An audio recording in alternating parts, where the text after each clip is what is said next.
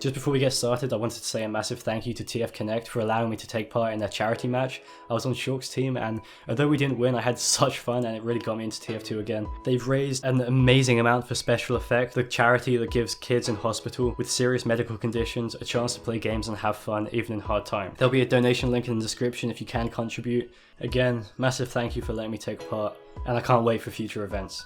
You guys did an amazing job. Over the years, Team Fortress 2 has been heavily and consistently praised for its character design, not only in personality, but for the creative and iconic visual appeal and stylization. The silhouettes of characters are instantly recognizable for visual clarity within the game, and a certain level of realism and structural integrity is reached and synergized perfectly with the art direction, personality, and stylization of the characters. This was all possible whilst the team balanced in-game optimization for the game consoles and computers of 2009, meaning every detail, every texture and model had to be considered precisely for the game to run at its optimum state. All models strive to have the lowest poly count possible. Although the game's optimization is criticized today after countless updates and added assets, I don't think it's a far reach to say that what Valve accomplished is extremely impressive, and few games I can think of from that era can compare to the relationship between technical optimization, stylization, appeal, and visual clarity. Team Fortress 2 utilizes a technique called LOD, or level of detail, where the polygon count in an asset changes depending on how close a player or a camera is to the object, so that those far away will use less computer power and the distance will disguise the lack of detail. TF2 silhouettes are so strong, this effect is hardly noticeable in-game, and taking a look at this graph, on either end of the LOD spectrum, the poly count of characters is very low, especially when compared to today's standards. Even today, the poly counts don't have to be incredibly higher, as there are several techniques to give the illusion of detail of high polygon meshes without actually having to use as much power. Software is also available to sculpt using extremely high polygon counts, which weren't available in early game development. This is what we'll be looking at today when creating a high polygon count, high definition remodel of the TF2 Pyro. New software, technology, and sheer computer hardware potential can help us create a new, sleek, smooth, and crisp version of the TF2 Pyro, while still hopefully capturing the style and iconic visuals of the flame-obsessed Manic. I'm fairly new to 3D modeling, and the process we're looking at was a learning experience and a challenge for me too. I'm going to be taking you all the way through the pipeline from the 2D character images to poly modeling, sculpting, optimization, texturing, UV mapping, and maybe later on we'll look at rendering and animation. Hopefully it'll be an interesting look into how 3D game characters are made. Like I said, this is also a challenge for me. This is one of the first characters I've put through the pipeline, and this model was created several months ago when I had considerably less knowledge than I do now. So if you're a modeler yourself, please feel free to correct my workflow, give me tips on how to improve, or completely obliterate me in the comments below. Although I feel like I have improved a lot since this mini project. For this recreation, I want to stay as true as I can to the original design, not giving too much creative change myself, and even though there will be a high resolution detail, I won't be adding extra realism or too much depth to the model. I'd like to possibly recreate some other TF2 characters in a different style, such as super low poly or Pixar style. If that's something you'd want to see, just let me know in the comments. For the initial block out of the Pyro, I imported images of the orthographic views of the Pyro's front and side into the student version of Autodesk Maya, a 3D software. All the software I use in this video are student versions or are used at my university. I used a technique called polybox modeling, where I started with a cube, and by manipulating sides, faces and vertices and adding subdivisions of the cube, began to form a rough outline of the Pyro. In this stage I particularly focused on the Pyro silhouette. I then used some reference as well as just eyeballing to polymodel some other assets to add onto the Pyro later.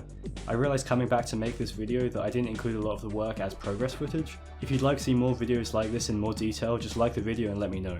I'd love to show you more time lapses or make future content, I just didn't plan ahead enough to capture enough B-roll. Once I had a somewhat accurate version of the Pyro in low poly, I made sure there were no triangles in my mesh and no polygons with more than 4 vertices. The way a model works when animated is by a skeleton inside the model, and when a bone in the skeleton rig moves, every vertex in the polygon also moves in correlation to that bone. Depending on its weighting, this means that polygons deform depending on the location of vertices. In a mesh, triangles and n-gons are known to deform badly and have lighting issues, so are avoided as much as possible. I then imported the mesh into a package called Zbrush. I could then subdivide the mesh. This splits each polygon in the mesh into 2s or 4s, and a script in the software knows what to do with these in-between verts and sides. This essentially just smooths out the model and makes it high definition. You can then start to add finer detail with various brushes. This process is very time consuming and the model takes a while to fully take form. I just kept looking back at the reference and making changes until I was happy enough with the product to move on to the next stage. Looking back at this now, it makes me want to be sick because I've learned so much since then. For example, I could could have saved so much time and developed a more visually appealing result if I had utilized subtools in Zbrush. Kind of like how I made separate assets in Maya, I can do the same thing, a similar operation in Zbrush, which could have helped greatly. For example, when creating the suspender bands. Because the original model, as far as I know, is one complete solid mesh, including the back tank and utility belt sacks, I wanted to replicate this by having all the assets merged as part of the same mesh on my model. This was most likely the wrong approach, however, for a high fidelity model, and in industry today, the most likely approach would be to keep these as subtools separate in Zbrush and then parent them back onto the mesh at a later date when textured or rigged. Once the sculpt is done, it will contain an insanely high number of polygons, and texturing, animating, or rendering a model this large in real time in a video game engine is just not going to be viable. To decrease the poly count of the sculpt, I'm going to trace over the high poly model square by square, trying to keep as much detail as possible, but overall decreasing the count. Experienced modelers value good topology and topology flow. This basically means maintaining as much of the original shape as possible with as few polygons, keeping the mesh that will deform correctly with a rig. A video game rig works by a joint manipulating each vertex in a polygon by a certain weight when it moves, like I spoke about earlier, but we won't be covering that in this video. To put it slightly more simply, the neater the topology and the more polygons there are where a joint is, the better the model will perform throughout the rest of the pipeline and as a final product. It's without saying that a lot of smoothness and detail will be lost through this process. Luckily nowadays game developers use a technique called normal mapping, where details from the high poly model can be projected onto the low poly model in a way that computers find less difficult and use less CPU or graphics card real estate to render. This works by applying an alpha map to the model like a texture. We'll get into that. Although a veteran modeler is clearing off vomit from their keyboard right now, I learned a lot about topology through this process. I managed to keep the flow fairly even and captured as much detail as I could, and ended up with no triangles, except this tiny one that we don't really talk about. As tedious as it gets, I could just listen to a podcast or something at the same time while working. Like I said before, assets would normally be retopologized individually and attached to the model later. However, as I wanted it all to be in the same mesh, it made the retopo very fiddly in places where assets connect to the base mesh, as camera angles squished into tight corners, and where the software found it hard to interpret where squares and vertices were meant to attach to each other. UV unwrapping. Maybe it's because the name sounds somewhat complex, but UV unwrapping can seem quite daunting at first. It's quite easy to understand if you think about your mesh as a paper origami model. Say for example, if you have a cube, if you cut out the edges necessarily, you can unfold that cube into a flat plane. UV unwrapping is this process. It allows a mesh to have a texture applied to it, as a texture is firstly a flat image, before being applied to a model. A UV is a part of the model that has been completely unwrapped, or folded like an origami, and once unfolded is organized into a square, which then an image can be applied onto. The software then applies each color values of the image onto each face of the unwrapped squares. This is also how a normal map can be used to add the extra details of the high poly model to a low poly model, except the color isn't actually applied to the mesh. Each color in a normal map tells the intensity at which each part of the square will outjog along the normal axis, depending on the angle that the virtual camera is looking at it from. The normal axis, put simply, is a protrusion of a face that is perpendicular to the face, so going straight out at a right angle. It's easier to think about it like an optical illusion. It looks like the detail is there from a specific angle, but it takes up less rendering and power to use. This won't change the model silhouette however, as the geometry isn't actually changing and it's just an illusion. This means that during retopology, it is still important to maintain that strong and smooth silhouette, which is another aspect which falls under the desirable topology category. Once the UVs have been unfolded, in most studios they would expect you to optimize the UV space as best as possible, allowing the most important surfaces of the mesh to take up more of the UV space. This gives areas that are more important to the modeler a higher resolution. This is a key part of game optimization. As I'm doing this more for a modeling and texturing challenge, I just used Maya's automatic unwrapper tool, which cut out the character how it thinks is best. This made quite a messy UV and doesn't optimize which parts of the model should have more space on the UVs, but it's instantaneous. And I'm confident that I can do this properly in an industry scenario, so I just used this feature instead to save time. Looking back, I should have just taken the time to do it properly, as I do know how to. This UV mapping is absolutely abhorrent and should not be used as a good example. Texturing. Like previously mentioned, textures are created by painting onto a flat two-dimensional plane, which will then be applied onto the flat, folded, UV unwrapped mesh, giving the 3D model a texture. In early game development years ago, texture artists would have to know which UVs were where, and have an understanding of how 2D images will look on their three-dimensional mesh. Textures today still need that understanding, but software is available to make it a lot simpler and more intuitive. I've used Substance Painter in this instance. It allows you to paint directly onto the 3D model with a diverse range of brushes.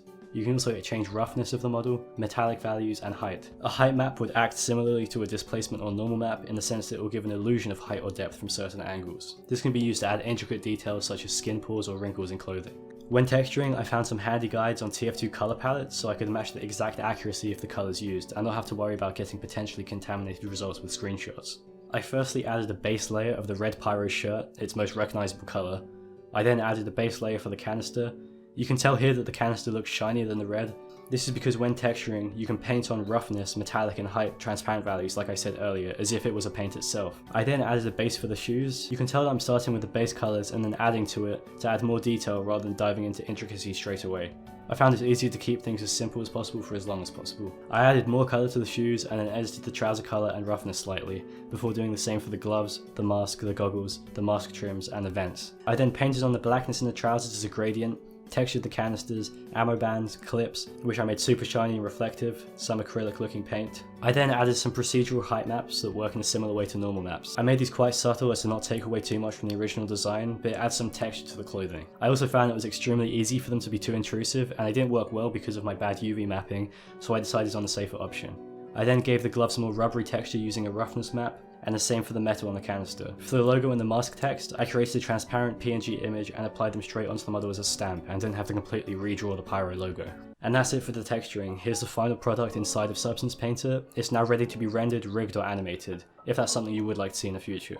I'm fairly happy with the result, however in hindsight I can just see everything that can improve and all of the mistakes I've made. I could have definitely added more detail and realism with current technology, and being lazy with the UVs and lack of sculpting understanding at the time, it really took its toll. But instead of dwelling, I'm eager to create better character models with the knowledge I've gained from doing this and from my other projects since then. I just wanted to say that my last video before this was a charity stream that I still haven't had the chance to thank you for. It was my first stream in well over a year, and my first charity stream ever, and we managed to raise over £230 towards the Austin Justice Coalition. I know it was months ago, but I really can't thank you enough for the support, especially Shork for streaming from his internet, and for TF Connect for helping me out with a fairly impromptu endeavour, and although we didn't reach the goal, it doesn't really make a difference to me. We still helped people and had a great time doing so. I don't want to say I'm back, I think I've said that too many times, but I'm currently working on a full animated short, which will be uploaded here. I'm also going to be uploading every week again, like it's 2016 for the next few weeks, so thank you for watching. Like if you did, for more subscribe, and have a good day.